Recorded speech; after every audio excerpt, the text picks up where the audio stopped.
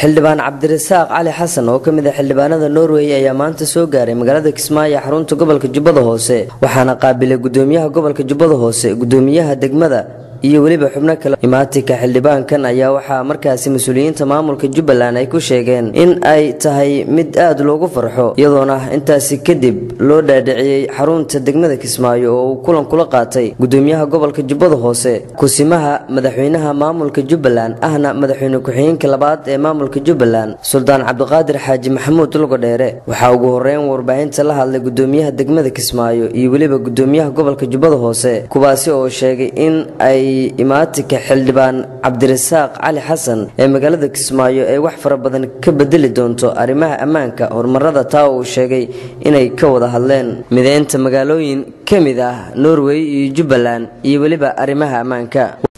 السلام يا odayaasha martida iyo meediyaha saaka waxa xafiiska maamulka degmada lagu soo booqday gudoomiyaha gobolka Jubbada Hoose Mr. Cabdirashiid iyo saaxiibkeen Cabdirasaaq oo ka socda dawladda Norway oo booqasho ku yimid magaalada Kismaayo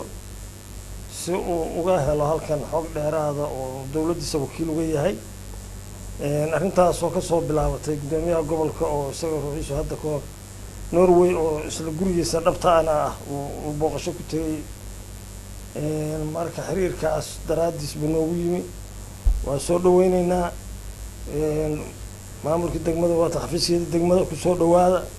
wixii aad nagu aragtaan hadda kulay wax badan waa naga dhiman yihiin laakiin inta tan waxaan isleenahay waa dadaasheen marka xaaladdan ku jiro la qiimeeyo waa ku faraxsanahay inuu walaalka Cabdirasaaq oo ka socda wadanka Norway gaar ahaan gobolka Hedmark uu booqasho noogu yimaado oo uu furgalahayo xaaladda gobolka Jubbada Hoose booqashadan oo ka dambeysay booqasho hore oo casuumad ay noo sameeyeen gobolka Hedmark oo asagu u ahaa sabab runtii Cabdirasaaq waa xildhibaan Norweji ah haddana waa xildhibaan Soomaali ah wuxuu u leeyahay xildhibaan Soomaalinidu matalaya asagoo maanta Norweji ah oo dhalasho Norweji haysto xildhibaan oo gudoomiye ku-xigeenka gobolka ah ayuu asagoo cidna waardiyeynaynin cidna aysan daba soconin ayuu wadankiisii yimid wuxuu muujinaysaa in wadankii uu nabadgelyo yahay isagoo mas'uul sare oo Norweji oo intaas darajiis ay gaadhay inuu Kismaayo Jubbada Hoose yimaado waxay muujinaysaa heerka amni ay marayso Kismaayo way muujinaysaa markii mas'uul inta leeg booqasho noogu yimid waxay kaloo muujinaysaa oo ka turjumaysaa si waditaankii iyo waaridii xiriirka labada gobol ee Hedmark iyo Jubbada Hoose iyo xiriirka si furitaan xiriir cusub oo ah Jubbaland iyo guud ahaan Norway iyo Soomaaliya iyo Norway wajiyo badan bay leedahay booqashadan uu walaalkay noogu yimid runtiina waan ku faraxsanahay waa chance aad u fiican baahiyo badan oo haddii aan dhammaystiranto mataaneynta labada gobol aanu ka codsanay baa jira oo duqa magaalada uu gudbiyay oo ay ka mid tahay wadankani sidaad la socotay Cabdirasaaq 24 sano ayuu dagaal ka socday uu burburay infrastructure rule and regulation all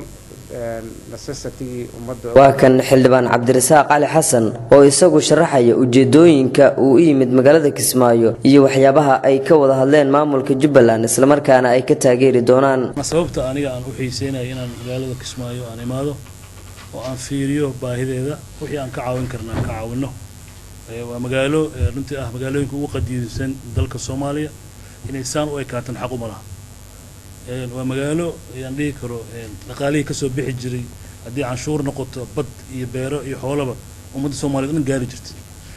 marka xaq uma laha inay sidaan u rafaado marka saas darteed aan waxaan ugu kaliftay in magaaladan soo aadno oo aragno baahideedana u gudbino meelahan ka nimid iyo guud ahaan caalamka